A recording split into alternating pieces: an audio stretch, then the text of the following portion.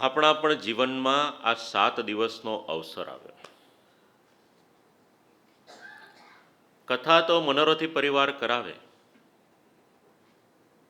પણ એનો લાભ કથા શ્રવણ કરવાને માટે જેટલા શ્રોતા આવ્યા હોય એને પ્રાપ્ત થાય. મનોરથીનું મન જેટલું મોટું એટલો શ્રોતાઓને આનંદ. અને ગઈકાલે સાંજે મેં જોયું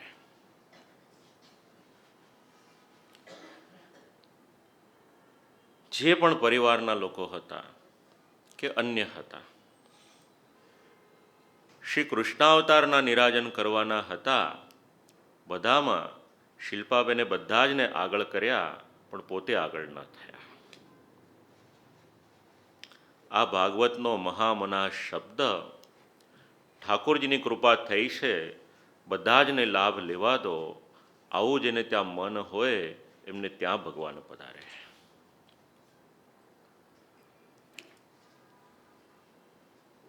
ઠાકોરજી પધાર્યા. ગોપ લોકોએ પૂછ્યું કે આ કઈ રીતે થયું.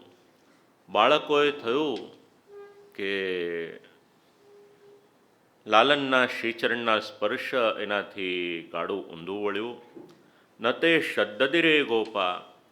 વિચાર કર્યો કે આ તો બાળકોની વાતો મનાય કઈ રીતે, એટલે એમની વાત માની નહીં.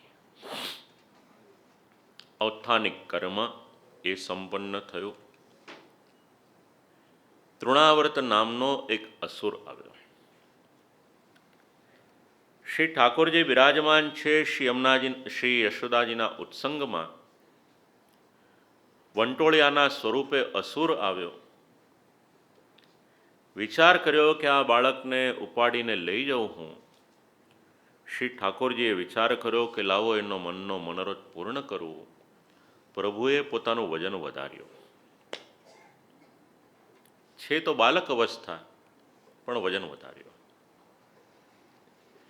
એક વખત ગરુડજીના મનમાં પણ અભિમાન થયું કે ભગવાનનું વજન તો કેવળ હું જ ઉપાડી શકું, બીજું કોઈ ન ઉપાડી શકે. તો ભગવાને ગરુડજીનું અભિમાન પણ દૂર કરી દીધું હતું. કોઈ જીવમાં સામર્થ્ય નથી કે શ્રી ઠાકોરજીનું વજન એ ઉપાડી શકે. એ તો પ્રભુ કૃપા કરે ત્યારે શક્ય બને.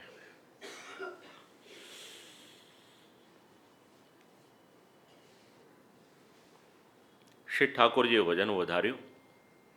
માં યશોદાજીથી એ વજન ઉંચકાયું નહીં. શ્રી ઠાકોરજીને બાજુમાં પધરાવ્યા. પોતે કંઈક કામમાં રોકાયા. વંટોળિયો આવ્યો. આવેલો વંટોળિયો આંધી સ્વરૂપે આવ્યો. આપણા જીવનમાં પણ ઘણા બધા વંટોળિયા આવે. તૃણવત સકલમ વિશ્વમ આવર્તયતી ઇતિ તૃણાવર્ત. આખા વિશ્વને તણખલાની જેમ જે રમાડે, આ તૃણાવર્તનો સ્વભાવ છે. તોફાન આવે, વંટોળિયો આવે એટલે બે વસ્તુ થાય. આંખે દેખાવાનું બંધ થાય અને કાને સંભળાવવાનું બંધ થાય. આપણા હિતેચ્છુઓએ ગમે તેટલી સલાહ આપે, પણ આપણે એમની સલાહ માનીએ નહીં. સાક્ષાત ભગવાન પણ આવીને કદાચ આપણને કહે, પણ જો તૃણાવર્તનો પ્રભાવ વધ્યો હોય તો આપણે એ પણ વાત ન માનીએ. વ્રજના લોકો આવેલો તૃણાવર્ત એનું સ્વરૂપ હજી વિચારે એની પહેલાં તો શ્રી ઠાકોરજીને આકાશમાં લઈ જાય છે.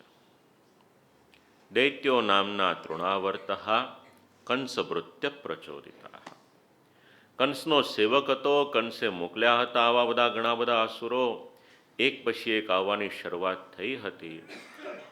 પ્રભુ એમને લઈને ઉડ્યો તો ખરો ઉપર, પણ ભગવાને એને ગળાથી એવો પકડ્યો કે છૂટવાને માટે પ્રયત્ન કર્યો, પણ છૂટી ન શક્યો. પ્રાણ ગયા, નીચે પડ્યો. તૃણાવર્ત એ રજોગુણનું સ્વરૂપ છે. અને રજોગુણ એટલે ત્રીજા સ્કંદમાં આપણે એક શબ્દના અનુસંધાનમાં 3 શબ્દ સમજ્યા હતા: કામ, ક્રોધ અને લોભ. 11મા સ્કંદમાં આ 3 શબ્દ આવશે: સત્વગુણ, રજોગુણ ને તમોગુણ. ભગવાને એને સ્વસ્થાને મોકલી દીધો. એક વખત માને ભગવાને પોતાના મુખમાં જ્યોતિષચક્ર, બ્રહ્માંડ એના દર્શન કરાવ્યા. માને આશ્ચર્ય થયું કે મારો બાળક આવો કે એના મુખમાં સાક્ષાત બ્રહ્માંડ છે. ભગવાને પોતાની માયા એને સમેટી લીધી. તત્પશ્ચાત માતાને પોતાનું સ્વરૂપ વિચાર કર્યો કે હમણાં મારે સમજાવવું નથી, દેખાડવું નથી, કારણ કે વાત્સલ્ય ભાવ એની અનુભૂતિ કરવી છે. 3 કાર્ય કર્યા પ્રભુએ અત્યાર સુધી. અવિદ્યા સ્વરૂપ આવેલી પૂતના, એનો વધ કર્યો. ઉત્તમ ગતિ પ્રાપ્ત કરાવી. સંસારનું સ્વરૂપ શકટ, એનો નાશ કર્યો. અવિદ્યા, એનો નાશ કરવાને માટે, રજોગુણને નષ્ટ કરવાને માટે, મોહને નષ્ટ કરવાને માટે, મોહાત્મક સ્વરૂપ એવો જે તૃણાવર્ત હતો એને પણ ભગવાને મુક્ત કર્યો. તત્પશ્ચાત ભગવાનના નામકરણ સંસ્કારનો વિધિ. ગર્ગા પુરોહિતો રાજન યદુનામ સુમહાતપાહ વ્રજમ જગામનંદસ્ય વસુદેવ પ્રચોદિતા. વસુદેવજીએ વિનંતી કરી એના અનુરૂપ શ્રી ગર્ગાચાર્યજી નંદ બાવાને ત્યાં પધાર્યા છે શ્રી ઠાકોરજીના નામકરણ સંસ્કાર કરવાને માટે. નામ કેવા પાડવાના, શેને માટે પાડવાના, એનો પરિચય શ્રીમદ ભાગવત કરાવે છે. આપણા વડીલોના નામ યાદ કરશો તો કોઈક ને કોઈક પૌરાણિક પાત્રની સાથે એ નામ જોડાયેલું હશે. કે નામ પણ આપણે બોલીએ તો એના દ્વારા આપણને અનાયાસે પણ પુણ્યની પ્રાપ્તિ થાય.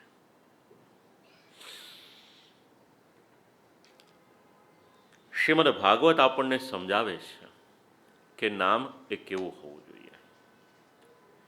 સંસ્કૃત કરેલા જે નામો છે એ અંતઃકરણને પવિત્ર કરનારા છે, એવો શ્રી આચાર્ય ચરણનો મત છે.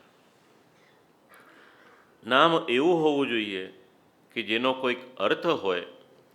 જેનો કોઈ અર્થ ન હોય એ નામની કોઈ કિંમત નથી. ઘણા બધા ચિત્ર વિચિત્ર નામ વચ્ચે થોડાક સમય પાડવામાં આવતા હતા. પાછું છેલ્લા 15-20 વર્ષથી આપણને થયું કે એની કરતાં પૌરાણિક નામ રાખીએ તો વધારે સારું, એટલે પાછા આપણે એની સાથે જોડાઈ ગયા. ગર્ગાચાર્યજીનો પરિચય આપ્યો, વિનંતી કરી નામકરણ સંસ્કાર કરો. નામકરણ સંસ્કાર કરવાને માટે કહ્યું કે કયા સ્થાનમાં કરીશું. જો જાહેરમાં કરીશું તો કંસને સમાચાર મળી જશે, મુશ્કેલી થશે. કયું ગૌશાળામાં આપણે નામકરણ સંસ્કાર કરીએ. વિશાળ ગૌશાળાના એકાંત સ્થાનમાં પ્રભુના નામકરણ સંસ્કાર એનો વિધિ કર્યો. શ્રી બલદાવજીના નામકરણ સંસ્કાર કર્યા પહેલા અયમ હિ રોહિણી પુત્રો રમયન સુહૃદો ગુણૈ આખ્યાસ્યતે રામ ઇતિ બલાધિક્યાત બલમ વિદુઃ. સંસ્કૃત ભાષાની એક ખાસિયત છે. નામના અલગ અલગ પ્રકાર છે. કોઈક નામ પિતાના નામ ઉપરથી પુત્રનું નામ પડે છે. સમજવાને માટે એકદમ સરળ દ્રષ્ટાંત આપવું એટલે સમજાઈ જાય. વસુદેવના નામ પરથી વાસુદેવ, પિતાના નામ પરથી પુત્રનું નામ. ક્યાંક માતાના નામ પરથી પુત્રનું નામ છે. અહીંયા આગળ એના દર્શન થાય છે. રોહિણીજીના પુત્ર માટે શ્રી બલદાવજીનું એક નામ પડ્યું રોહિણેય. આપણું ધર્મશાસ્ત્ર ઘણું બધું એડવાન્સ છે. આ એક નામ પર વિચાર કરીએ તો ખ્યાલ આવે. થોડાક વર્ષો પહેલાં સુધી એવું હતું કે દરેક જગ્યાએ પિતાનું નામ લખવું પડે, પણ પછી 5 વર્ષ 7 વર્ષ પહેલાં કે એક પદ્ધતિ એમાં પરિવર્તન આવ્યું કે માતાનું નામ લખવામાં આવે તો પણ ચાલી શકે. શ્રીમદ ભાગવતનો કાળ માના નામ પરથી સંતાન એના નામની ગરિમા એનું વર્ણન કરે છે. સત્યકામનો પ્રસંગ ઉપનિષદમાં યાદ કરશો, વાંચશો તો ખ્યાલ આવશે કે માનવ નામ એની ગરિમા શું છે. એક નામ પડ્યું રામ. દરેકના હૃદયને આનંદ આપશે માટે એ બાળકનું નામ પાડ્યું રામ. સત્પુરુષોના હૃદયમાં રમણ કરશે. ત્રીજું નામ પાડ્યું બલ. ખૂબ જ બળવાન માટે બલ નામ પાડ્યું. પછી આપણે બંને નામ ભેગા કર્યા, બલ અને રામ. બંને નામ ભેગા કરીને આપણે કહ્યું બલરામ. અને સંકર્ષણ વિદ્યાથી એક માના ગર્ભમાંથી બીજા માના ગર્ભમાં આવ્યા માટે એમનું ચોથું નામ પડ્યું સંકર્ષણ. પછી ભગવાન શ્રી કૃષ્ણના નામ. જે પ્રમાણેનો યુગ હોય એ પ્રમાણે ભગવાન પોતાનો વર્ણ ધારણ કરે. કલિયુગ આવવાનો માટે ભગવાન શ્રી કૃષ્ણ શ્યામ વર્ણના હતા માટે નામ થયું કૃષ્ણ.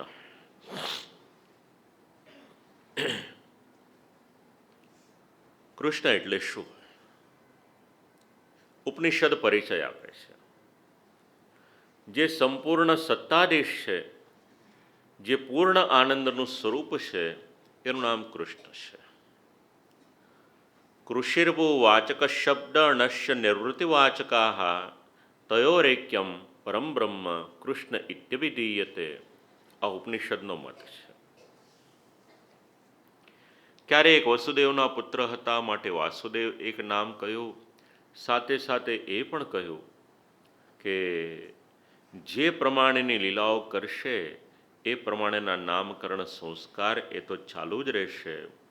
મહાભારત વાંચીએ તો શ્રી વિષ્ણુ સહસ્ત્ર નામ મળશે, અને શ્રી આચાર્યચરણનું સાહિત્ય વાંચીશું તો શ્રી પુરુષોત્તમ નામ સહસ્ત્ર અને ત્રિવિધ લીલા નામાવલી મળશે. આ ભગવાનના નામકરણ સંસ્કાર. મૂળતઃ નામકરણ સંસ્કારની સાથે જોડાયેલા હતા બ્રાહ્મણો. સમયાંતરે એમાં પરિવર્તન કઈ રીતના આવ્યું એ ખબર નથી. ફૈબાનું સ્થાન કઈ રીતે આવ્યું કોઈ ગ્રંથમાં તો લખેલું નથી, પણ જ્યાંથી પણ પરિપાટી શરૂ થઈ હશે, જે પણ કોઈ નામકરણ કરે એ નામનો અર્થ અવશ્ય નીકળવો જોઈએ, એટલું ધ્યાન રાખવાનું.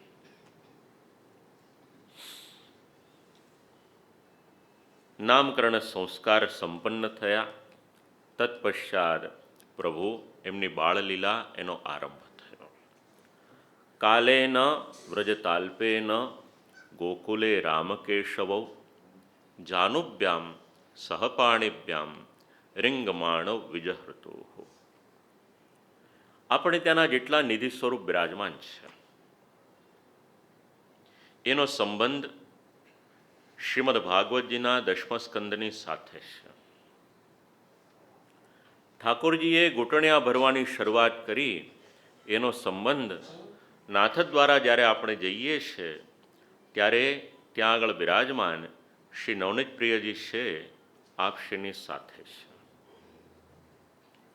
જાનો રીંગણ લીલાનું સ્વરૂપ શ્રીમદ ભાગવતજી 10મા સ્કંદનો 8મો અધ્યાય એનું અનુસંધાન આપણને ત્યાં આગળ મળે છે. જે પણ સ્થાનમાં આપણે જઈએ એ સ્થાનનું મહાત્મ્ય જાણીને જઈશું તો એને માણી શકીશું. હોલિડેઝ પર જવાનું હોય તો આપણે ઘણું બધું રિસર્ચ કરીએ છીએ. એવી જ રીતે જ્યારે યાત્રા કરવાને માટે જઈએ તો એ સ્થાનનું મહત્ત્વ શું છે એ જાણીને જઈશું તો યાત્રાનો પૂર્ણ આનંદ આપણને પ્રાપ્ત થશે. બાલભાવ તામસ પ્રમાણ પ્રકરણ એની મુખ્ય લીલા શ્રી નવનીત પ્રિયજી પ્રભુની સાથે જોડાયેલી છે. ઠાકોરજીએ કુટણિયા ભરવાની શરૂઆત કરી. રિંગમાણવ વિજહૃતુ. ગૂંઠણિયા ભરતા ભરતા શ્રી ઠાકોરજી પધારે છે ગૌશાળામાં. ગૌશાળામાં જઈ ગાયનું પૂંછડું પકડી ઊભા થાય છે અને એની સાથે ખેલે છે. યશોદાજી વિચાર કરે, શ્રી કૃષ્ણ બલભદ્ર બંને નાના છે, ન કરે નારાયણને ગાયના ચરણનો સ્પર્શ થાય કે વાગી જાય તો પરિશ્રમ થશે, લાવો બાળકોને મારી પાસે રાખો. આટલા મોટા વિશાળ ખંડ એક સ્થાનમાં બિરાજમાન થઈ યશોદાજી પોતાનું કાર્ય કરતા હોય, વિચાર કરે કે લાવો શ્રી કૃષ્ણ બલભદ્રને અહીંયા મારી સાથે બેસાડું, બિરાજમાન કરાવે. પણ માં પોતાનું કામ કરવા કંઈક આગા પાછા થાય એટલે બંને ધીરે ધીરે કરીને બહાર નીકળી જાય. પાછા ગૌશાળામાં જાય, ગાયનું પૂંછડું પકડી ધીરે ધીરે કરી ઊભા થાય અને રમત કરે. વારંવાર આવું થવા લાગ્યું. માએ વિચાર કર્યો શું કરું, એટલે પછી ગૌશાળામાં જઈને ગોબર લાવ્યા. શ્રી ઠાકોરજીના શ્રીચરણમાં નુપુર ધારણ કરાવ્યા. નુપુર ધારણ કર્યું અને વિચાર કર્યો કે લાવો હવે તો જરા પણ ખસશે તો મને ખબર તો પડશે ને. શ્રી ઠાકોરજી શ્રીચરણમાં નુપુર ધારણ કરે. માં પોતાના કાર્યમાં હોય, બે બે ડગલા ખસવાની શરૂઆત કરે. બલદાવજી કહે કે ભાઈ હવે શું થશે, એટલે શ્રી કૃષ્ણ કહે કે ચિંતા ન કરશો, કંઈક ને કંઈક રસ્તો નીકળી જશે. ભગવાન શ્રી કૃષ્ણનું ચરિત્ર ડગલે ને પગલે આપણને ઉપદેશ આપે છે. વિકટમાં વિકટ પરિસ્થિતિમાં માર્ગ કઈ રીતે કાઢવો એ દ્રષ્ટિકોણ અગર ક્યાંકથી મળશે તો ભગવાન શ્રી કૃષ્ણના ચરિત્રમાં મળશે. કોઈ પણ મોટિવેશનલ સ્પીકરને આપણે વાંચીએ સાંભળીએ કે નહીં એ બીજી વાત છે. જો ભગવાન શ્રી કૃષ્ણનું ચરિત્ર સમજી જઈશું તો પછી બીજા કોઈની આપણને આવશ્યકતા નહીં રહે. બે પગલાં ચાર પગલાં આગળ ખસે. યશોદાજી વિચાર કરે કે નાના બાળક છે, એક સ્થાનમાં તો પલાઠી વાળીને બેસી ન શકે. એમ કરતાં કરતાં દરવાજા સુધી જાય. લાગે કે મારી નજરની સામે જ છે, નજર ચૂકાવી દે. ગૌશાળામાં જાય, ગોબર હોય નુપુરમાં ભરી દે, અવાજ આવવાનો બંધ થાય અને પાછું ગાયનું પૂંછડું પકડી અને નાચવાની શરૂઆત કરે. આ ભગવાન શ્રી કૃષ્ણ અને બલદાવજી. તાવંગ્રયુગ્મ મનુકૃષ્ય સરિસૃપંતો ઘોષ પ્રઘોષ રુચિરમ વ્રજકર્દમેશુ. શ્રી નવનીત પ્રિયજીનું સ્વરૂપ. હવે એક કદમ ત્યાંથી વધારે આગળ વધ્યા. વ્રજના અલગ અલગ સ્થાનમાં પરિભ્રમણ કરે. ગોઠણિયા આજુબાજુના સ્થાનમાં જાય. તાવ અંગ્રિયુગમાં સરિસૃપંતો. ક્યારેક શરીર વડે શ્રીઅંગ વડે સરકીને ત્યાં આગળ જાય અને વ્રજનો કરદમ, કરદમ એટલે કાદવ. કેવો છે આ વ્રજનો કરદમ? ઠાકોરજીના શ્રીચરણની ભૂમિ. ભૂમિને અલંકૃત કરવા, એને શાંત કરવા પ્રભુ પધાર્યા છે. વ્રજમાં વરસાદ પડ્યો હોય, થોડોક કાદવ થયો હોય, ત્યાં આગળ શ્રી ઠાકોરજી અને બલભદ્રજી આળોટે છે. ભગવાનની આ કરેલી લીલા. હજારો વર્ષ પછી આપણને લાગ્યું કે અપનાવવા જેવી છે, એટલે પછી આપણે ત્યાં મડ થેરેપીની શરૂઆત થઈ. કારણ માટીના ગુણ એને આપણે સમજ્યા.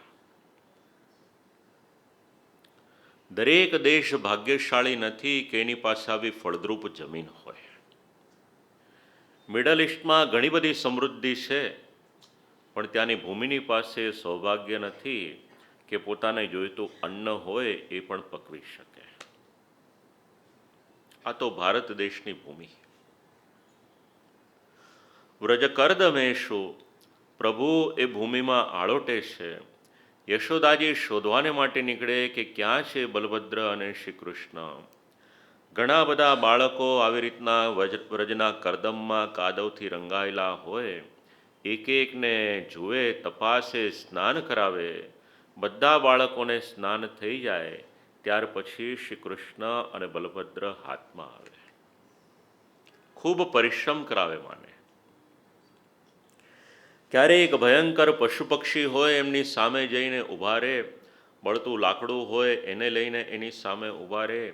આમ શ્રી ઠાકોરજી આમ કરતાં કરતાં ધીરે ધીરે ચાલવાની શરૂઆત થઈ. કાલે નાલ્પેન રાજર્ષે રામ કૃષ્ણસ્ય ગોકુલે અગૃષ્ટ જાનુભીઃ પદ્ભિર્વિચક્રમતુરંજસા. બહાર નીકળવાની શરૂઆત થઈ.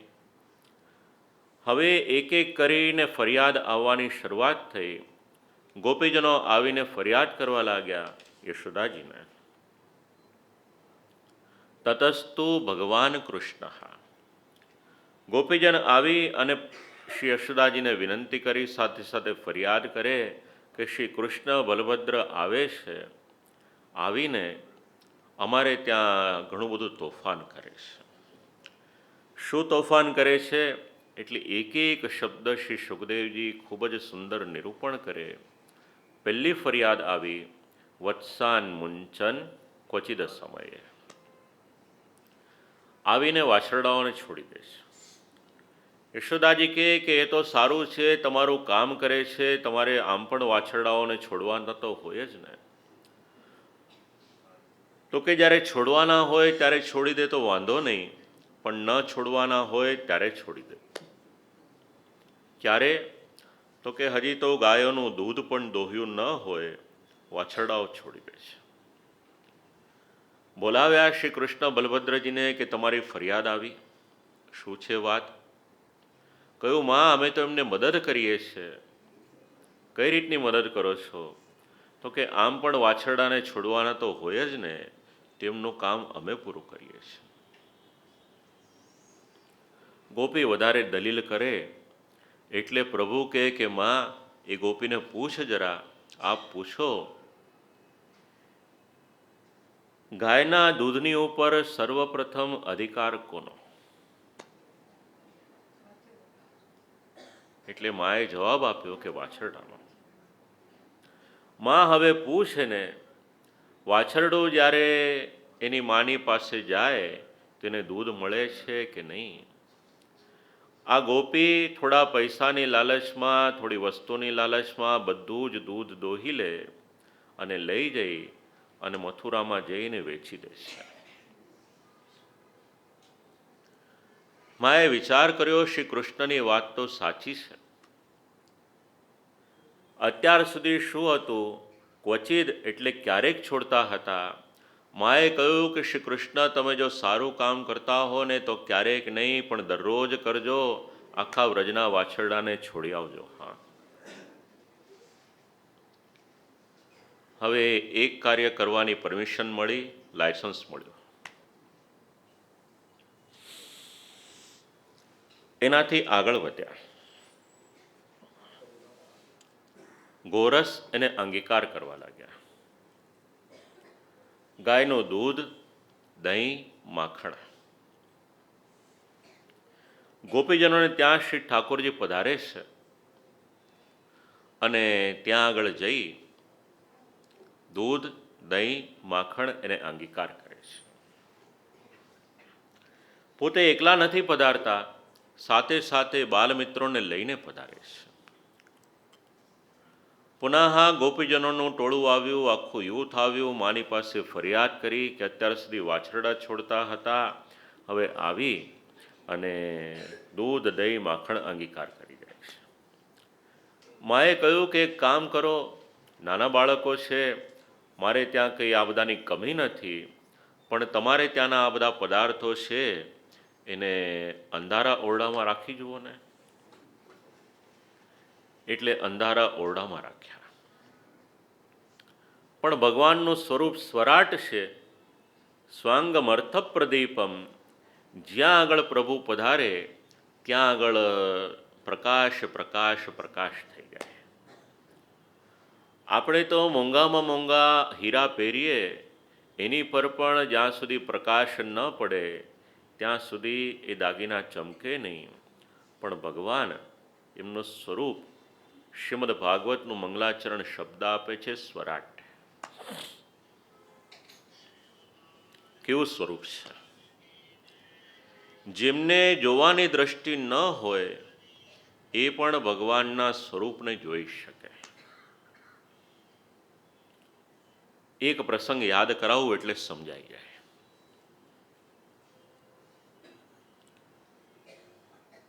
સુરદાસજી જન્મથી જોવાની દ્રષ્ટિ ન હતી. એનાથી આગળ કેવું હોય તો એવું કહી શકાય કે નેત્ર જ ન હતા, નેત્રની જગ્યાએ ચામડી હતી.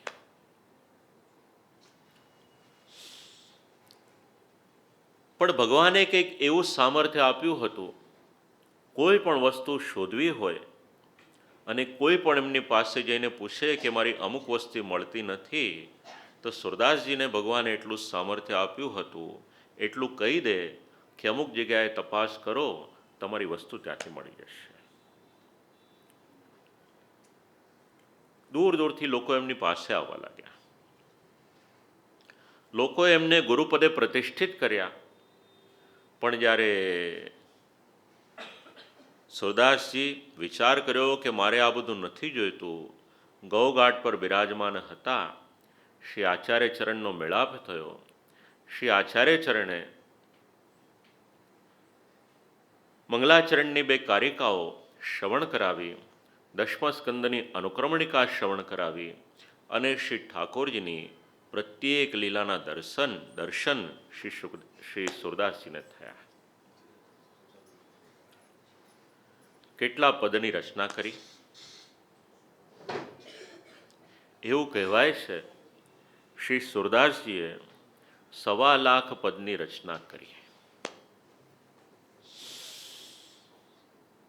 એમાં પણ શ્રી ઠાકોરજીનો વિશેષ અનુગ્રહ પ્રાપ્ત થયો તો કેટલાક પદ એવા છે જે શ્રી ઠાકોરજીએ સ્વયં રચના કરી. અને સુરશ્યામ આ શબ્દ જ્યાં મળે છે ત્યાં એવું કહેવાય છે કે શ્રી ઠાકોરજીએ કરેલી રચનાઓ આ બધી. એ સુરદાસજીની એક વખત પરીક્ષા કરી. ઠાકોરજીના અનાવૃત્ત સ્વરૂપ એમની સામે શ્રી સુરદાસજીને બેસાડવામાં આવ્યા. પૂછ્યું કે આ ભગવાનના દર્શન કેવા થાય છે? એટલે જે પ્રમાણેના દર્શન થયા હતા એનું નિરૂપણ સુરદાસજીએ કર્યું. તો જો પોતાના સેવકને પ્રભુ આટલું સામર્થ્ય આપી શકે તો એ ભગવાન સ્વયં સ્વાંગમર્થ પ્રદીપમ હોય એમાં આશ્ચર્ય શું?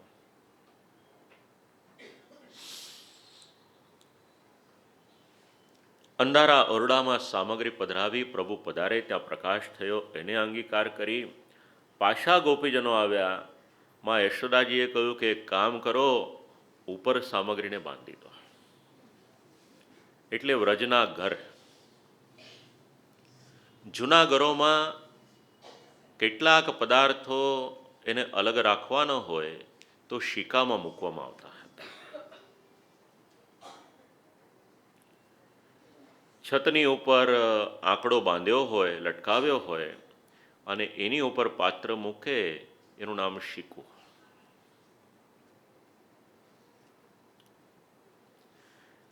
ઠાકોરજી પધાર્યા, ચારે તરફ જુએ છે, ક્યાંય પણ પદાર્થો દેખાયા નહીં. ઉપર નજર કરી એટલે કેટલાક બાલમિત્રો હતા એમને નીચે ઊભા રાખ્યા, એની ઉપર કેટલાક, એની ઉપર પાછા શ્રી ઠાકોરજી પધાર્યા. સામગ્રી હતી એને અંગીકાર કરી. ઠાકોરજીની ચોરીની ફરિયાદ નિરંતર વધવા લાગી. વ્રજની એક ગોપી ખૂબ જ પ્રભાવશાળી, એનું નામ પ્રભાવતી. ભાગવતનો પ્રસંગ નથી, સાંભળવો હોય તો કહું.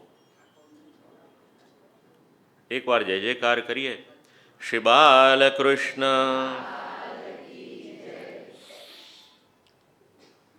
ઠાકોરજીનો પ્રસંગ આ શ્રીમદ ભાગવતમાં નથી, પણ અન્ય સ્થાનમાં એનું નિરૂપણ કર્યું છે. અનેક ગોપીજનો, એમાંના એક પ્રભાવતી, પ્રભુને કહ્યું કે આ બધી ગોપીઓને ત્યાં જઈને ચોરી કરે એનો શું અર્થ? સામર્થ્ય હોય તો જરા મારે ત્યાં આવો, તને દેખાડું કે ચોરી કરે તો શું હાલ થાય. કહ્યું ભલે ત્યારે કાકી, ચિંતા ન કરશો, કાલનો મનોરથ આપનો. બીજે દિવસે શ્રી ઠાકોરજી પધાર્યા ગ્વાલ બાલની સાથે. જુએ છે તો ઘર બહારથી બંધ. મિત્રોએ કહ્યું કે જુઓ કૃષ્ણ, આજે તો આપણા માટે મેદાન ખુલ્લું છે. કેમ ભાઈ? તો કે ઘર તો બંધ છે, આંકડો ખોલીને અંદર પ્રવેશ કરવાનો આપણે, તાળું તો હોય નહીં અહીંયા. એટલે પ્રભુએ આજ્ઞા કરતા કહ્યું બાલમિત્રોને કે આપણું કામ ચોરીનું. ચોરનારને બે નહીં, 4 આંખ જોઈએ. શ્રી આચાર્ય ચરણે નામ લખ્યું ચૌર્ય વિદ્યા વિશારદા. ચોરી કરવું એ પણ કળા છે, અને પ્રભુ તો એમાં વિશારદ, જાણકાર. કહ્યું કે જરા આજુબાજુ નજર કરો, ક્યાંક છુપાયેલા નથી ને? એટલે એક મિત્રની દ્રષ્ટિ પડી. કહ્યું કે સામેના ઘરની પાછળ છુપાઈને અહીંયા જોઈ રહ્યા છે. બાજુમાં એક મિત્રનું ઘર હતું. કહ્યું કે પ્રભુ એમાં શું થઈ ગયું? મારું ઘર પણ આપનું જ છે.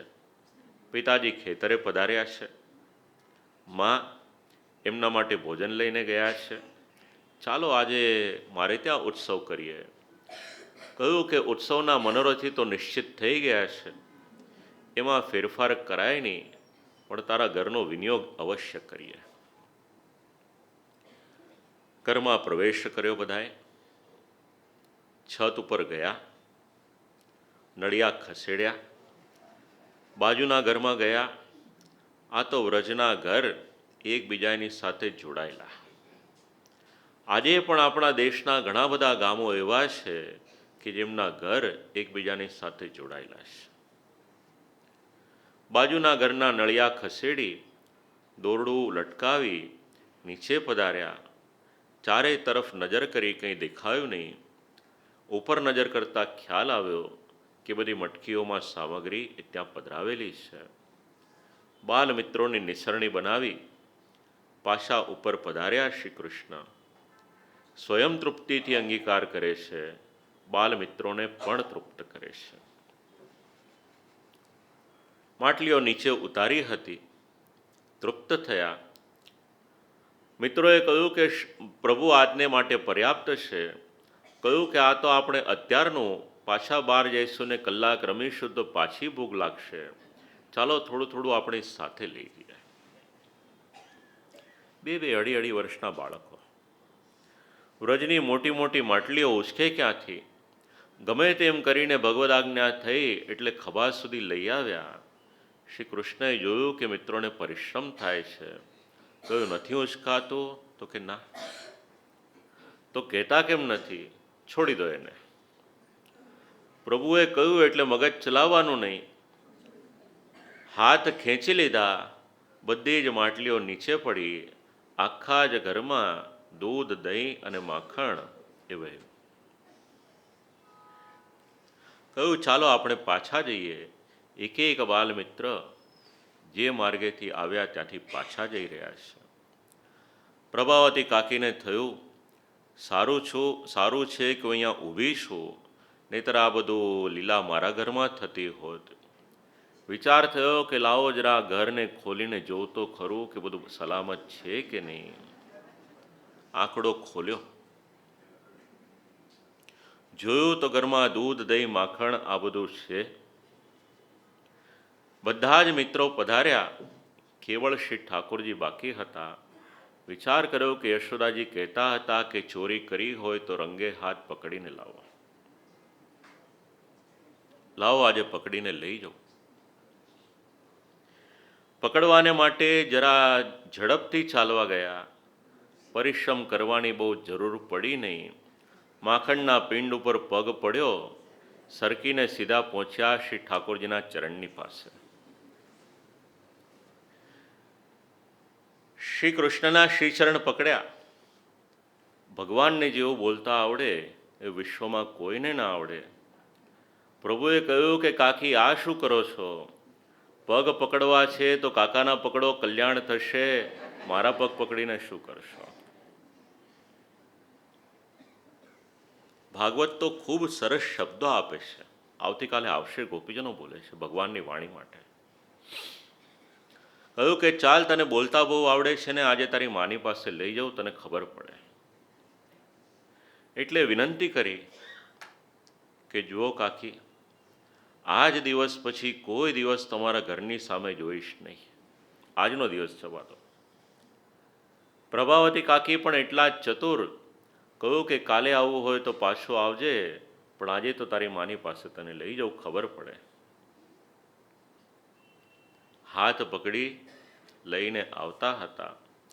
સાથે સાથે બાલમિત્રો જોડાયા.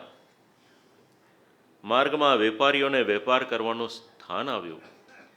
વિચાર કર્યો પ્રભાવતી કાકીએ, શ્રી ઠાકોરજીનું આટલું સુંદર સ્વરૂપ છે. ભલે પકડ્યા પણ વાત્સલ્ય ભાવ તો છે જ એમનામાં. જો કોઈ દર્શન કરશે તો નજર લાગશે. અધર ઉપર માખણ લાગ્યું છે, મુખ ઉપર લાગ્યું છે, શિયસ્ત ઉપર લાગ્યું છે. લાવો એમને સંભાળીને લઈ જવું. લાજ કાઢવાની હતી, વસ્ત્ર બરાબર કરવાનું હતું. ક્ષણભરને માટે હાથ છોડ્યો, બધું બરાબર કરી પાછા લઈને ચાલ્યા. યશોદાજીની પાસે આવીને ઊભા રહ્યા. દરવાજો ખખડાવ્યો, કહ્યું દરવાજો ખોલો. યશોદાજી વિચાર કરે કે આજે શું છે. કહ્યું શ્રી કૃષ્ણને પકડીને લાવું છું, જરા દરવાજો ખોલો એટલે બતાવું તમને. યશોદાજી કહે કે અત્યારના સેવામાં છું, મારાથી આવી નહીં શકાય. પણ જેવો શબ્દ સાંભળ્યો કે કૃષ્ણને લઈને આવીશું, વિચાર થયો આ મારે ત્યાં બિરાજમાન થઈ અને રાજભોગ અંગીકાર કરે છે એ કૃષ્ણ કયા, અને પ્રભાવતી લાવ્યા એ કૃષ્ણ કયા. દરવાજો ખોલ્યો. આખી જ શોભાયાત્રા જોઈ. પણ શ્રી કૃષ્ણને ઢાંકીને રાખ્યા હતા વસ્ત્રની અંદર. કહ્યું કે ક્યાં છે કૃષ્ણ? ક્રોધમાં લાલચોળ થયેલા પ્રભાવતી, ગોરું ગોરું અંગ, પરિશ્રમ આટલો બધો થયો હતો. તડકામાં ચાલતા ચાલતા આવ્યા હતા, ગુસ્સો પણ હતો, બધું જ ભેગું થયું હતું. કહ્યું કે અત્યાર સુધી કહેતા હતા ને કે ચોરી કરી હોય તો પકડીને લાવો, જુઓ લઈને આવ્યા. વસ્ત્ર ખસેડ્યું. જોઈને યશોદાજી ખડખડાટ હસવા લાગ્યા. પ્રભાવતીનો ગુસ્સો વધી ગયો. શરમ નથી આવતી કે ચોરનીમાં થઈને હસો છો? યશોદાજીએ એક જ વાક્ય કહ્યું કે બેન જરા જોતો ખરી, તું જેને લઈને આવી છે એ મારો દીકરો છે કે તારો? નજર કરતા ખ્યાલ આવ્યો કે આ તો આપણા જ કુળદીપક છે. નીચે ઉતારીને જોરથી એક 14મું રત્ન ખવડાવ્યું. કહ્યું કે તું ક્યાંથી? કહ્યું કે માં, જ્યારે આપ વસ્ત્ર બરાબર કરવા રોકાયા ને ત્યારે કૃષ્ણએ આપના હાથમાં મારો હાથ પકડાવી દીધો અને કૃષ્ણ ત્યાંથી વિદાય થઈ ગયા. બીજી એક જોરથી લગાવી તો ત્યારે કેમ નહીં બોલ્યો? તો કે માં, આમ તો આપ મને કોઈ દિવસ આવી રીતે ફરવા લઈ નથી જતા. વિચાર કર્યો કે આજે અવસર મળ્યો. યશોદાજીના પાછળથી શ્રી ઠાકોરજી આગળ આવ્યા. મંદ મંદ હાસ્ય કર્યું. કહ્યું કે કાકી, આજ પછી કોઈ દિવસ મારું નામ લેશો નહીં. હજી થોડીક લીલા બાકી રહી ગઈ હતી. રાત્રિના સમયે શ્રી ઠાકોરજી પાછા પધાર્યા. અવશિષ્ટ લીલા એને પૂર્ણ કરી. આખા જ દિવસનો પરિશ્રમ, ઘરને સ્વચ્છ કર્યું. રાત્રે પરિશ્રમિત થઈને સૂતા હતા. સવારના 4:30નો સમય, બ્રહ્મ મુહૂર્ત. કોઈકે આવીને દરવાજો ખખડાવ્યો. ગોપાલ કાકાએ કહ્યું કે હું ખોલું છું. પ્રભાવતી કાકીએ વિચાર કર્યો કે કાલનો આખા દિવસનો પરિશ્રમ છે, એમને દરવાજો ખોલવા દઈએ. દરવાજો ખોલવા ઊભા થયા.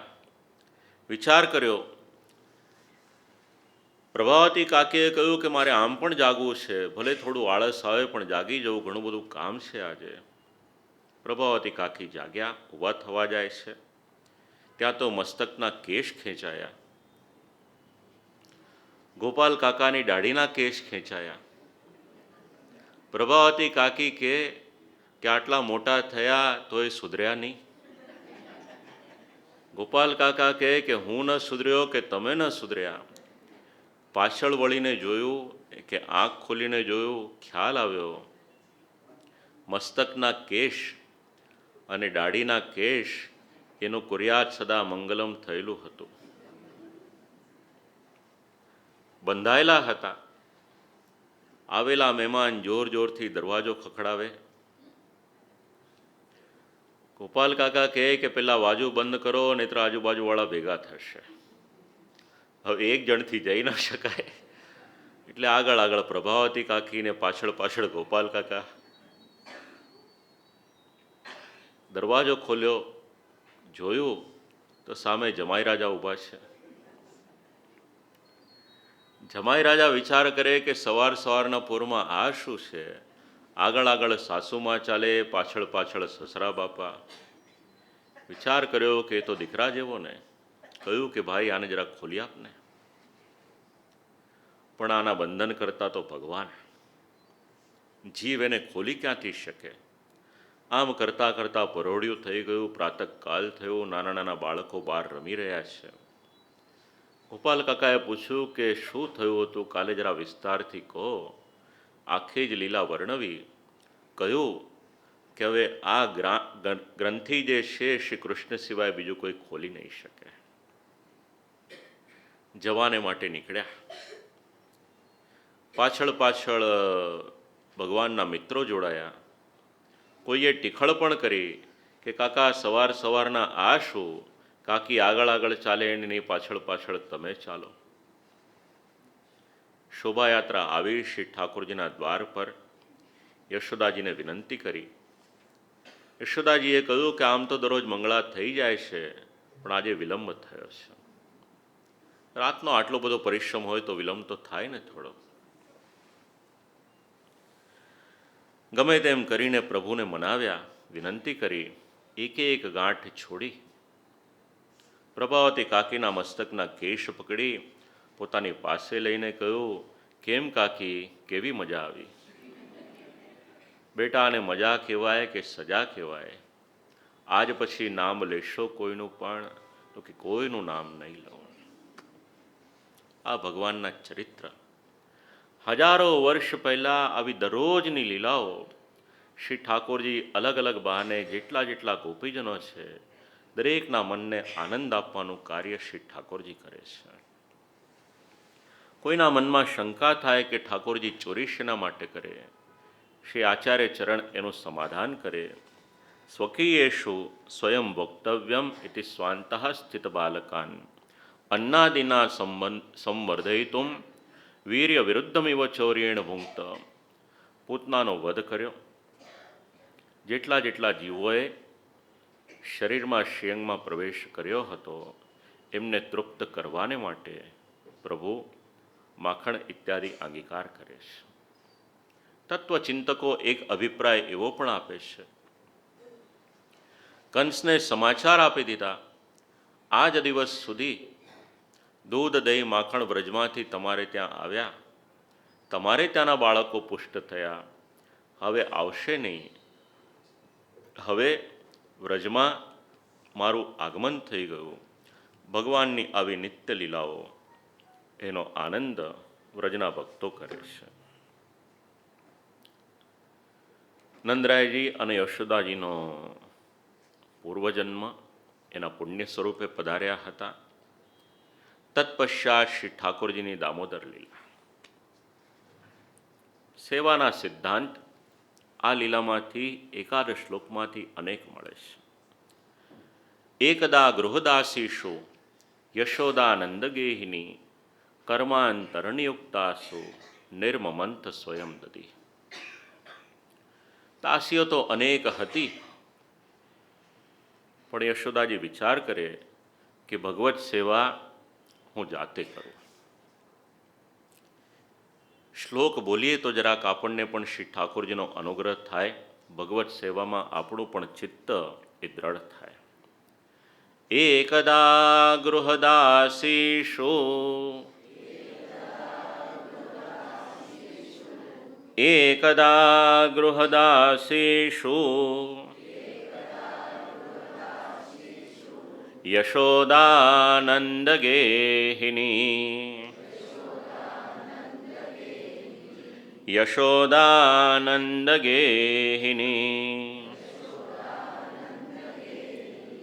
કર્માંતરનિયુક્તાસુ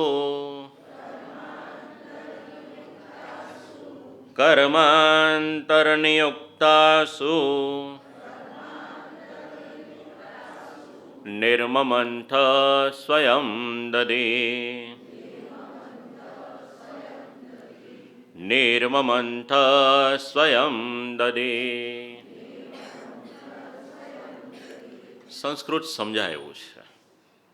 એકદા એટલે કોઈક એક દિવસની વાત છે. જેટલી જેટલી ઘરની દાસીઓ હતી એમને યશોદાજીએ કર્માંતર એટલે અલગ અલગ કાર્ય, અલગ અલગ સેવા સોંપી દીધી. વિચાર કર્યો શ્રી ઠાકોરજીને નવનીત અંગીકાર કરાવવાનું છે, એ સેવા હું સ્વયં કરું, એટલે દધિમંથન કરવાની શરૂઆત કરી.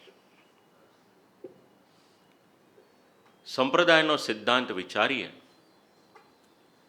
જ્યાં સુધી પણ શક્ય હોય ત્યાં સુધી શ્રી ઠાકોરજીની સેવા, એને લગતી જેટલી જેટલી ટેલ હોય એ બધી જ આપણે જાતે કરવાની. ઠાકોરજીની સેવામાં, ટેલમાં કોઈ પણ પ્રકારની ક્યારે પણ શિથિલતા ન આવે એનું ધ્યાન રાખવાનું. સેવામાં ભાવ કયો રાખવાનો? તો સમજાવવામાં આવ્યું, શુદ્ધ ભાવ પ્રભો સ્થાપ્ય. વિશુદ્ધ ભાવથી શ્રી ઠાકોરજીની સેવા કરવાની. ન ચાતુર્યમ પ્રયોજકમ, કોઈ પણ પ્રકારની ચતુરાઈ ઠાકોરજીને છેતરવા રૂપી પણ ક્યારેય પણ કરવાની નહીં. કારણ પ્રભુ આપણા અંતરના ભાવ એને સારી રીતે જાણે છે. ધ્યાન શું રાખવાનું? શ્રી આચાર્ય ચરણ આજ્ઞા કરે છે, યથા સુંદરતામ યાતિ વસ્ત્રૈરાભરણૈરપી અલંકુર્વીત સપ્રેમ મંદિર સ્થાન પુરસ્સરમ.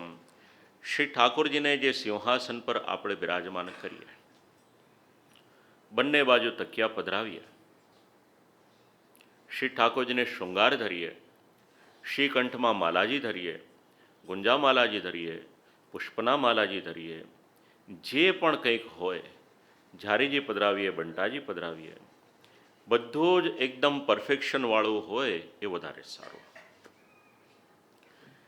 જેમ આપણે બરાબર રહીએ તો આપણે તો જીવ છીએ, શ્રી ઠાકોરજીનું સ્થાન ખૂબ જ શોભાયમાન, દીપ્યમાન હોય એ રીતે રાખવાનું. માલાજી ધરીએ તેનું પદક શ્રી ઠાકોરજીના શ્રીચરણની પાસે આવે તો બરાબર વચ્ચે છે કે નહીં એ બાબતનું ધ્યાન રાખવું. અમુક થાક ઉપરની બાજુ અને અમુક થાક નીચેની બાજુ ન થાય એની કાળજી લેવી.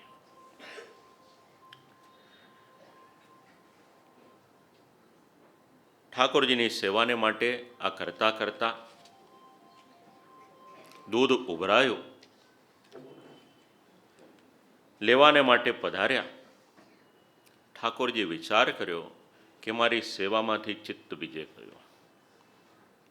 શ્રી ગોકુલેશ પ્રભુ આજ્ઞા કરે, જીવને માટે સ્વધર્મ અગર કોઈક હોય તો ભગવત સેવા એ જ સ્વધર્મ છે. હવે મૂળ ક્રમમાં અષ્ટયામ સેવાનો પ્રકાર છે.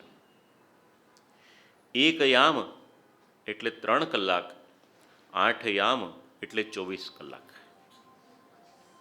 2 શબ્દ છે, અવસર અને અનવસર. જેટલો સમય માટે શ્રી ઠાકોરજીની સન્મુખમાં હોઈએ એનું નામ અવસર, અને જ્યારે આપણે દ્વાર મંગલ કરીએ ઠાકોરજીનું સાન્નિધ્ય ન હોય એનું નામ અનવસર, એનું અપભ્રંશ થયું અનવસર. અવસરમાં તો શ્રી ઠાકોરજીનું સાન્નિધ્ય છે જ આપણને, પણ અનવસરના સમયમાં પણ શ્રી ઠાકોરજીનું સ્મરણ એને આપણે સતત અનુસંધાન રાખવાનું. એને લગતું જે કંઈક પણ હોય, જે પણ આપણાથી શક્ય હોય એમાં આપણે પ્રવૃત્તિશીલ રહીએ. ત્યાં સુધી કે કોઈ પણ કાર્ય આપણે કરતા હોઈએ અષ્ટાક્ષરનું અનુસંધાન એ આપણે રાખીએ એ વધારે સારું. ક્ષણભરને માટે પણ જો દુસ્સંગ થઈ જાય તો જીવનું પતન થતાં વાર લાગતી નથી. અને સેવામાં ક્યારેય પણ બીજા કોઈને દેખાડવાને માટે આપણે દેખાડો કરીએ એ શ્રેયસ્કર નથી. આ બધા શ્રી ઠાકોરજીની સન્મુખ જઈએ એના પાયાના નિયમો, સિદ્ધાંતો છે. શ્રી યશોદાજી પધાર્યા. શ્રી ઠાકોરજી ખાંડણિયા પર ચડ્યા. દૂધ, દહીં, માખણ અંગીકાર કર્યો. વાંદરા માકડાઓને પણ અંગીકાર કરાવ્યું, ખવડાવ્યું. યશોદાજીએ વિચાર કર્યો કે લાવો પકડું. પકડવાને માટે પ્રયત્ન કર્યો, પકડાયા નહીં. અનુગ્રહપૂર્વક પકડાયા, બાંધવાને માટે પ્રયત્ન કર્યો, બંધાયા નહીં. ગમે તેટલું દોરડું લાવ્યું, ખૂટ્યા. ભગવાનની વચ્ચે અને આપણી વચ્ચે કેવળ 2 આંગળનું અંતર છે. 2 જ અંતરાય છે, એક અહંતા અને બીજું મમતા. જે દિવસે જીવનમાંથી આ 2 શબ્દ જતા રહેશે શ્રી ઠાકોરજીનું નૈકટ્ય એ વધારે વધી જશે. અનુગ્રહ કરીને બંધાયા. માં તો પોતાના કાર્યમાં જોડાયા. પ્રભુએ વિચાર કર્યો કે લાવો મારે પણ ઘણું બધું કાર્ય છે. યમુનાજીના તટ ઉપર રુદ્રના 2 અનુચર નલકુબર અને મણિગ્રીવ ધર્મની મર્યાદા ન જાળવવાને કારણે વૃક્ષ થઈ અને જન્મ્યા હતા. નારદજીએ શાપની સાથે સાથે આશીર્વાદ પણ આપ્યા હતા કે પ્રભુ પધારશે, તમારું કલ્યાણ કરશે. થયેલો મદ એના ફલ સ્વરૂપે વૃક્ષ થયા હતા. પ્રભુ ત્યાં આગળ પધાર્યા. 2 વૃક્ષની વચ્ચે ખાંડણીઓ પસાર કર્યો. વૃક્ષ મટી ગયા. દિવ્ય પુરુષો થઈ ત્યાં ઉપસ્થિત થયા, સ્તુતિ કરવા લાગ્યા. વિનંતી કરી પ્રભુને, આપણે પણ આ શ્લોક સાથે બોલીએ. નલકુબરની સ્તુતિથી જેવી રીતે નલકુબર પર પ્રસન્ન થયા, કદાચ આપણી પર પણ શ્રી ઠાકોરજી અનુગ્રહ કરે. નમઃ પરમ કલ્યાણ, નમઃ પરમ કલ્યાણ, નમઃ પરમ મંગલ, નમઃ પરમ મંગલ. વાસુદેવાય શાંતાય, વાસુદેવાય શાંતાય, યદૂનાં પતયે નમઃ. યદોનામ પતયે નમઃ. વિનંતી કરતા કહ્યું પ્રભુને કે પ્રભુ, આપે અમને વાણી આપી, વાણી ગુણાનુકથને શ્રવણૌ કથાયામ. વાણીનો વિનિયોગ આપના યશોગાન કરવામાં થાય એટલો અનુગ્રહ કરજો. કર્ણ આપ્યા, એના દ્વારા આપના ચરિત્ર શ્રવણ કરીએ એવો અનુગ્રહ કરજો. ગોકુલમાં ઘણા બધા ઉત્પાતો થતા હતા. વિચાર કર્યો. એક વૃદ્ધ ગોપ હતા, એણે સલાહ આપી, આપણે આ સ્થાન એનો છોડી બીજા કોઈ સ્થાનમાં જઈએ. ભગવાનની ગોકુલની લીલા એનું અનુસંધાન કરતા ક્યારેક ગોપીજનો એમની સાથે શ્રી ઠાકોરજી વનમાં પધાર્યા હોય. ગોપીજનો વિનંતી કરે કે પ્રભુ, અમારી સામે નૃત્ય કરો. અનંત કોટી બ્રહ્માંડના નાયક પ્રભુ સામે પૂછે કે ગોપી, તારી સામે નાચું તો ખરો, મને આપીશ શું? એટલે કહે કે જુઓ પ્રભુ, આ સરસ મજાની છાશ બનાવેલી છે, નાચશો ને તો આપને પાન કરાવીશ.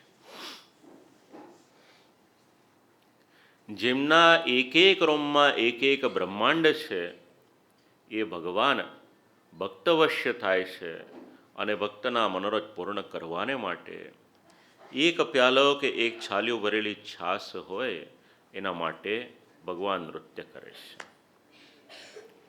ગોપીભી સ્તોભિતો નૃત્યત. ભગવાનની પાસે નૃત્ય કરાવે. ભગવાન બાલવત ક્વચિત એનું મન પ્રસન્ન કરે. જે જે ગોપીજનોના મનોરથ હોય, શ્રી ઠાકોરજી ભક્ત મનોરથ પૂરક છે, એના મનોરથ પૂર્ણ કરે છે. કોઈક ફળ વેચનારી સ્ત્રી આવે, ફળના બદલામાં એને અનેક પ્રકારના રત્ન આપે. વૃદ્ધ ગોપની સલાહથી બધા વૃંદાવન તરફ ગમન કરે છે. વૃંદાવનમાં પધાર્યા શ્રી ઠાકોરજી. અત્યાર સુધી ગોકુલમાં બિરાજમાન હતા. જ્યારે જ્યારે વ્રજભક્તો શ્રી ઠાકોરજીના જય જયકાર કરે ત્યારે બોલતા હતા, શ્રી ગોકુલનાથ કી. વૃંદાવનમાં પધાર્યા, વૃંદાવનના દેશ થયા એટલે પ્રભુને માટે જય જયકાર કર્યો, શ્રી વૃંદાવન વિહારી લાલ કી. વૃંદાનો અર્થ થાય છે તુલસીજી. ચારે તરફ તુલસીજીનું સુંદર મજાનું રળિયામણું વન હતું. એ સ્થાનમાં પ્રભુ પધાર્યા છે. અનેક લીલાઓ શ્રી ઠાકોરજીએ વૃંદાવનની ભૂમિ પર કરી છે. જ્યારે જ્યારે વ્રજમાં જવાનું થાય, જે જે સ્થાનનું મહાત્મ્ય છે એને જાણીને જઈએ તો એ સ્થાનમાં આપણને વધુ આનંદ આવે. વત્સાસુર અને બકાસુર. એક વત્સરૂપી અસુર આવ્યો. એકત્ર થયેલા વાછરડાઓ. આસુરભાવ રૂપ આવેલો આ વત્સાસુર. ઠાકોરજીએ વત્સાસુરનો વધ કર્યો. એવી રીતે બકાસુર આવ્યો. બક એટલે બગલો. જેના જીવનમાં દંભ છે, જેના જીવનમાં લોભ અને અસત્ય છે, એનું નામ બકાસુર છે. એનું સ્વરૂપ દંભનું છે. દંભ આવે એકલો નથી આવતો, એની સાથે બે શબ્દ લઈને આવે છે, લોભ અને અસત્ય. શબ્દ તો બોલીએ છીએ આપણે બગલા ભગત. ભગવાન અહીંયા પધારે છે અને ભગવદીઓના દોષરૂપ જે બકાસુર હોય છે એનો વધ કરે છે. તત્પશ્ચાત અગાસુર નામનો એક અસુર આવ્યો. અગ એટલે પાપ. પાપનું મૂર્તિમંત સ્વરૂપ એ અગાસુર છે. જીવ જાણતા અજાણતા અનેક પ્રકારના પાપ કરે છે. આ મોટામાં મોટો અસુર. ભગવાને વિચાર કર્યો કે વ્રજના જેટલા જેટલા સેવકો છે એમને આ બધા દૂષણોથી દૂર કરવું એટલે આવેલા એક એક અસુર એનો વધ કરે છે. પૂતના, બકાસુર અને અગાસુર, આ ત્રણ દંભ, માયા અને પાપ આની ત્રિપુટી છે. પ્રભુએ આ ત્રણેયને બ્રજમંડલમાંથી દૂર કર્યા. દંભ કરીએ આપણે, બીજાને છેતરીએ, એના માટે પાખંડ કરવો પડે. અને પાખંડ શબ્દનું અર્થઘટન શ્રી કૃષ્ણાશ્રયની ટીકામાં વાંચશો એટલે અત્યારના સમયના ધર્માચાર્યોનું સ્વરૂપ શું છે એ આચાર્યોની ટીકામાંથી સમજાઈ જશે.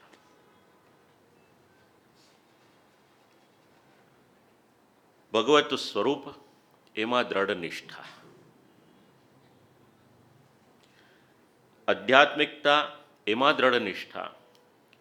પ્રભુને ભગવાનના સ્થાને રાખીએ એ બરાબર છે, પણ ભગવાનને છોડીને જે દિવસથી વ્યક્તિપૂજનની શરૂઆત થશે એ દિવસે સમાજમાં ડગલે ને પગલે આવી રીતના બકાસુર, અગાસુર, વત્સાસુર એનું નિર્માણ થતું જ રહેશે. જરૂર છે આપણે પોતે અવેરનેસ રાખવાની, કોની પાસે જઈને માથું નમાવવું અને કોની પાસે નહીં એ વિવેક બુદ્ધિ આપણે પોતે જાણવાની છે.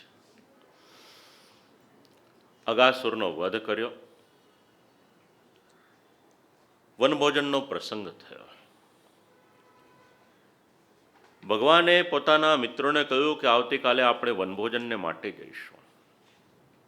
બધા જ મિત્ર એકત્ર થયા. પ્રક્ષિપ્ત અધ્યાયના આ ચરિત્ર, પ્રાતઃકાલ થયો, ભગવાને વેણુનાદ કર્યો. બિબ્રદ વેણુમ જઠરપટયો શૃંગવેત્રે ચકક્ષે. મિત્રોને બોલાવ્યા, વાછરડાઓને બોલાવ્યા, વનમાં પ્રસ્થાન કર્યું. થોડોક સમય ક્રીડા ઇત્યાદિ કર્યા, ખેલ્યા. વિચાર કર્યો કે હવે આપણે ભોજન કરીએ. એક સ્થાનમાં શ્રી ઠાકોરજી બિરાજમાન છે, ચારે તરફ બાલમિત્રો ઘરેથી અનેક પ્રકારની સામગ્રી સિદ્ધ કરીને લાવ્યા છે. છાકનો મનોરથ, શ્રીમદ ભાગવત વાંચીશું તો આપણને અનુસંધાન મળશે. અનેક પ્રકારની સામગ્રી સિદ્ધ કરીને લાવ્યા હતા. ભગવાને કહ્યું, અત્ર ભોક્તવ્યમ અસ્માભિઃ. આ સ્થાનમાં આપણે બધા ભેગા થઈ બેસીએ અને વનભોજનનો આનંદ કરીએ. ક્ષુધાર્દિતાઃ, ભૂખ લાગી છે. વિનંતી કરી કે પ્રભુ સામગ્રી તો આટલી બધી છે, પાત્ર ક્યાંથી લાવીશું? બાલમિત્રો પાત્ર શોધવા ગયા. વન્ય સંપત્તિ એમાંથી પાત્ર મળ્યા. કેચિત પુષ્પદલૈઃ, કેટલાક મિત્રો મોટા મોટા પુષ્પ હતા એ લઈને આવ્યા, એને પાત્ર બનાવ્યા. કેચિત પલ્લવૈઃ અંકુરૈઃ ફલૈઃ, વનમાં જે સામગ્રી મળી એના પાત્ર બનાવ્યા. આ શુદ્ધ અને સાત્વિક પાત્ર. આપણે ત્યાં પણ મૂળ પ્રથા, જ્યારે મંડાણ થતું હતું યા તો આપણે ત્યાં પ્રસંગ થતો હતો ત્યારે પત્તલમાં ભોજન પીરસવામાં આવતું હતું. શું બનતું હતું? પત્તલમાં ભોજન પીરસે, પછી બધી પત્તલ હોય એને બહાર પધરાવી દેવામાં આવે, એટલે કોઈ પશુ હોય એને પણ આહાર મળે અને આપણે આ બધો કચરો હોય એ ક્યાં નાખવો એની ચિંતા પણ ન રહે. આપણું ધર્મશાસ્ત્ર તો ઉકેડીનું પણ પૂજન કરે છે. આજે તો આપણા દેશમાં અને આપણા શહેરમાં બહુ મોટો પ્રશ્ન છે કે કચરો નાખવો ક્યાં. પાત્ર બદલાયા ને આપણા. પહેલાં સોનાના પાત્ર, પછી ચાંદીના પાત્ર, પછી તાંબા, પિત્તળ, કાંસાના પાત્ર, એની પછી સ્ટીલના પાત્ર, પછી કાચના પાત્ર, એમાં પાછા ચિનાઈ માટી લાવ્યા. વિચાર ન થયો આપણને કે પુષ્ટિમાં આ લાવ પાલાની ક્રોકરી આપણે લાવીએ એ ગ્રાહ્ય છે કે નહીં. ટ્રાન્સપરન્ટ ગ્લાસ હોય તો હજી સુધી ચાલી શકે કદાચ. પછી એનાથી પણ આગળ વધ્યા એટલે આપણે એલ્યુમિનિયમ ફોઇલ લાવ્યા. બહાર જવું હોય એમાં પેક કરીને નીકળી જઈએ, અને ઘરમાં પ્રસંગ હોય તો થર્મોકોલને પ્લાસ્ટિક લાવ્યા. ભગવાને આપણને ક્યાં મૂક્યા હતા અને આપણે ક્યાં ગયા, ઘણી વખત એવું થાય કે માણસ પોતાના કર્મે દુઃખી છે. જરા મુંબઈની બહાર નીકળીએ તો ખબર પડે, આગળ જઈએ તો ઢગલાના કેટલા મોટા કચરાના ઢગલા થયા છે. પ્રકૃતિએ આપણને પાત્ર આપ્યા કે મારો ઉપયોગ કરો, તમારું કાર્ય પણ થશે, પશુને પોષણ પણ મળશે, અને કદાચ પશુ એનો નિકાલ નહીં કરે અને જમીનમાં ને જમીનમાં જ એની ભેળસેળ થઈ જશે તો એમાંથી પણ ઉત્તમ ખાતર બનશે, એના દ્વારા ધાન્ય થશે. આખી પ્રકૃતિએ ગોઠવેલી એક સાયકલ હતી, આપણે એમાં ઘણા બધા ચેડા કરી નાખ્યા.